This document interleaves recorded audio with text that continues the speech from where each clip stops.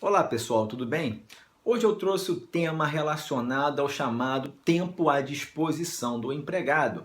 E hoje vamos tratar do artigo 4º, parágrafos 1º e 2º e artigo 58, parágrafo 2º da CLT, em razão dessa reforma trabalhista, Lei 13.467 de 2017.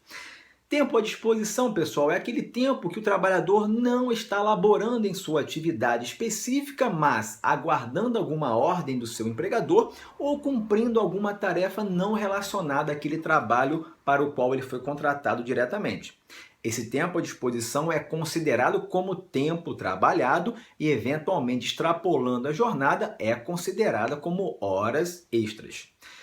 Agora, uma colocação aqui.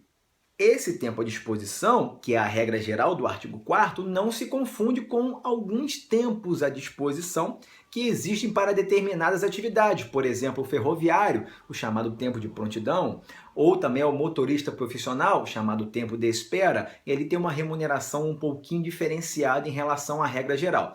Regra geral é pagamento normal, inclusive eventualmente com um adicional em razão das horas extras. Para cada caso, dependendo da atividade, a própria CLT coloca uma nomenclatura diferenciada e eventualmente pagamentos diferenciados. Mas vamos tratar do artigo 4º, que é a regra geral. No parágrafo 1º, agora com a reforma, ele veio em razão de uma modificação. Havia um parágrafo único, aliás, há ainda o parágrafo único do artigo 4º, e esse parágrafo único vai se transformar num parágrafo 1º. Esse parágrafo primeiro ele veio simplesmente para limpar a redação deste parágrafo único, pois ele falava exatamente desta forma que passará a ser previsto com a reforma. Só que havia um veto parcial no meio da redação desse parágrafo único, o que é vedado atualmente pela Lei Complementar 95 de 98. Então a redação do parágrafo primeiro, que ainda é o parágrafo único do artigo 4º da CLT, passará a prever: computar-se-ão na contagem de tempo de serviço, para efeitos de indenização e estabilidade, os períodos em que o empregado estiver afastado do trabalho prestando serviço militar e por motivo de acidente do trabalho.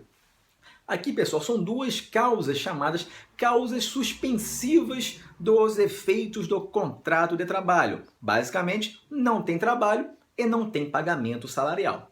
Há quem entenda até que seria uma causa interruptiva e não suspensiva, porque a obrigação do recolhimento do FGTS do empregador, ela permanece, conforme artigo 15, parágrafo 5º da Lei 8.036 de 90, que é a lei do FGTS. Mas majoritariamente se entende que essas duas causas são causas suspensivas dos efeitos do contrato de trabalho. E aqui, abrindo também um parênteses, quando fala em acidente do trabalho, é do 16º dia para frente, já que os 15 primeiros dias são de responsabilidade do empregador, inclusive com pagamento salarial. Lembrando que houve uma alteração por medida provisória para considerar os 30 primeiros dias, mas essa medida não foi convertida em lei. Então, mantida a regra geral dos 15 dias, 16º para frente, aí temos a suspensão. E o caso específico que quero também deixar aqui para conhecimento de vocês relacionados ao serviço militar é o serviço militar obrigatório, pessoal. É o serviço militar obrigatório conforme Lei 4378 de 64 ou Lei 12336 de 2010. O primeiro caso, como a regra geral, pessoas do sexo masculino, já completados 17 anos, antes de completar 18, se alistam e eventualmente podem ser convocados para o serviço militar obrigatório, ou na legislação mais recente, Lei 12336, que é o serviço militar obrigatório para médicos, dentistas, veterinários e farmacêuticos. Se for serviço militar voluntário, aquele que a pessoa presta o concurso e ingressa nos quadros da Marinha, Exército ou Aeronáutica, não é esse caso aqui. Aí, claro, há uma extinção normal do seu contrato e ele vai ingressar nas Forças Armadas. Não é o caso, aqui é o serviço militar obrigatório. Então a redação basicamente é a mesma, só que agora está limpa, digamos assim. Agora, o parágrafo 2º, ele veio tão somente agora com a reforma trabalhista.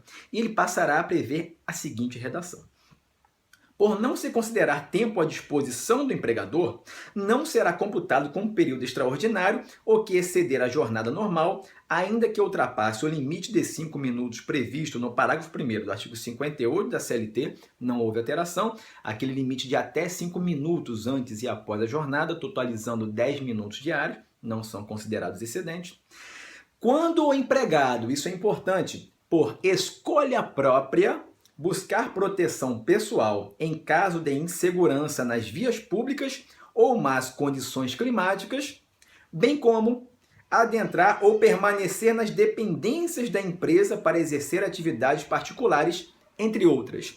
Aqui, pessoal, basicamente o legislador deixou bem expresso. O empregado não quer sair do estabelecimento para exercício de atividades particulares ou, eventualmente, quando ele quer se resguardar de segurança, não quer ir para a rua em determinado horário que o ônibus não está passando, ele quer aguardar o transporte público, por exemplo.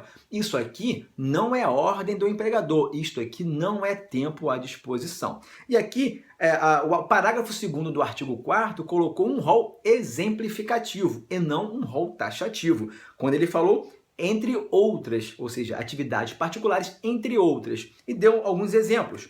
Práticas religiosas, descanso, lazer, estudo, não confundir com o estudo obrigatório do empregador, por exemplo, realização de determinados cursos no próprio estabelecimento, isso acontece, não é o caso aqui. Alimentação, atividades de relacionamento social, não se confunde também, por exemplo, com as chamadas reuniões ambientais, em que são feitas em alguns estabelecimentos, uma vez ao mês, uma vez na semana. Isso aqui é obrigação do empregador, não se inclui nessa facultatividade. Higiene pessoal, também não se confunde com aquele caso em que ele deve fazer a sua higiene pessoal em razão do trabalho, não é uma mera facultatividade. Por exemplo, quem labora em frigoríficos ou em matadouros, que tem que realmente retirar toda aquela sujeira ou, dependendo de pedaços de animais que foram mortos, tem que fazer isso, não é facultatividade do empregado. E troca de roupas ou uniforme quando não houver obrigatoriedade de realizar a troca na empresa. Aqui o próprio legislador colocou essa ressalva. Quando não houver obrigatoriedade de realizar a troca na empresa. Diferente, por exemplo, alguns técnicos de laboratório, que eles têm que colocar aquela roupa, algumas inclusive higienizadas, específicas, que só podem ser colocados no estabelecimento do empregador. Ou os casos em que o empregador exige que a troca da roupa seja feita no próprio estabelecimento, não podendo levar a vestimenta para a sua casa ou já chegar vestido, inclusive. Então vejam, essa ressalva do legislador é para atividades particulares do empregado ou para casos em que ele não quer sair para se resguardar em sua segurança pessoal. Esses casos não são considerados tempo à disposição. Agora, talvez a modificação mais importante veio no artigo 58, parágrafo 2º da CLT, que passará a prever a redação seguinte: o tempo despendido pelo empregado desde a sua residência até a efetiva ocupação do posto de trabalho e para o seu retorno, caminhando ou por qualquer meio de transporte, inclusive o fornecido pelo empregador, não será computado na jornada de trabalho por não ser tempo à disposição do empregador. Pessoal, as horas in itinere, que era a redação anterior do artigo 58, parágrafo 2º, que é aquele deslocamento do empregado casa-trabalho, trabalho-casa, com o veículo fornecido pelo empregador, quando não houver transporte público ou quando o local for de difícil acesso. Neste caso, não existem mais as horas in itinere. Essa previsão vem em 2001, com essa inclusão do parágrafo 2º no artigo 58, e agora essa previsão não mais vai existir a partir da reforma trabalhista. Essa disposição, essa modificação vai causar um impacto muito grande em diversas relações trabalhistas, já que existem inúmeras hipóteses em que são pagas horas in itinere ao trabalhador. Faço só aqui uma ressalva: as horas in itinere, a previsão e a sua revogação não são uma novidade brasileira. Por exemplo, na Espanha já existiam as horas in itinere previstas em lei desde 1958, mas houve uma revogação mais recente em 1994, retirando este direito ao trabalhador espanhol, salvo, claro, sempre eventual negociação coletiva. Então, horas in itinere, pessoal, não vai passar a existir mais a partir da reforma trabalhista, razão pela qual o TST deverá, inclusive, rever a sua jurisprudência, especialmente súmulas 90 e 429, que fala, inclusive, do transporte do trabalhador, a partir da portaria da empresa até o seu local efetivo de trabalho. Então, tudo isso está excluído. Desde o deslocamento casa-local de trabalho, passou da portaria, tem que pegar um transporte, tem que andar, o local de trabalho é distante, não importa mais, tá? O horário mesmo, ele passa a ser contado a partir do momento em que ele chegou efetivamente ao seu local de trabalho e começou a laborar. Então, todo esse trajeto agora, as horas de trajeto ou as horas in itinere não são mais consideradas como tempo à disposição e não são mais consideradas para fim de remuneração e, inclusive, horas extras. Atenção, então, para essas modificações, especialmente esta do artigo 58, parágrafo 2º da CLT. Então, pessoal, não deixe de acompanhar a gente aí no nosso Mutações Direito Trabalhista no Instagram e no Facebook Atualidade Direito e Processo do Trabalho. Fico sempre à disposição de vocês para eventuais esclarecimentos, dicas, críticas. Fiquem à vontade. Obrigado pela atenção. Até um próximo vídeo.